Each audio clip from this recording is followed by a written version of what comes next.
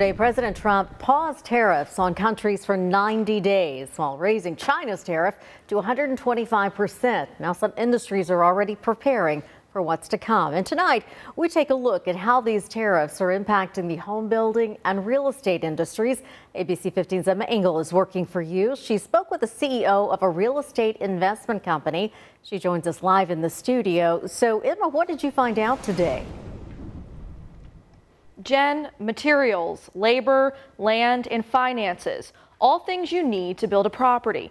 But with tariffs, some of these are becoming more difficult to get and even more difficult to afford.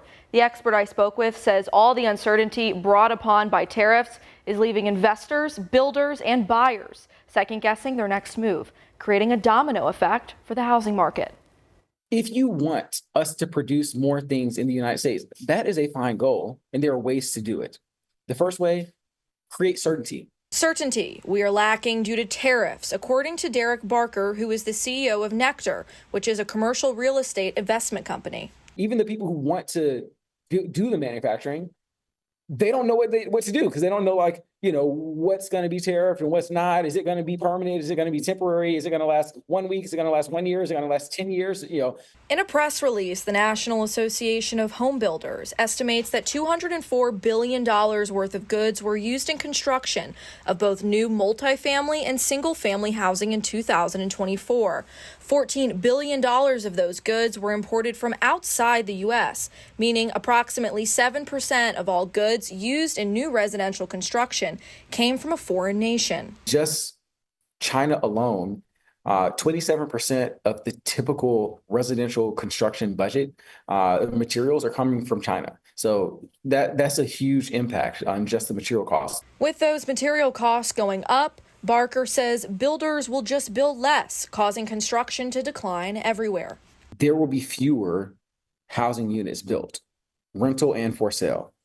Full stop. There's no getting around that. And it might be the case that demand goes down more than supply, though. He says this is because tariffs are causing uncertainty among renters and buyers. If people are all of a sudden uncertain about the economy, they're less likely to go from that studio to the one bedroom or to go from renting with a roommate to getting your own studio. He says uncertainty from tariffs have also caused supply to go down, saying it's more difficult for suppliers to plan out economically viable projects. The volatility and the uncertainty brought about by tariffs coming and going and coming and going are going to make investors and mostly lenders just more conservative, less likely to write a check. And that is just going to make capital more scarce in the market. He says it's going to take billions of dollars and decades of rebuilding to get the country in a spot where we do not need the amount of imported goods we use.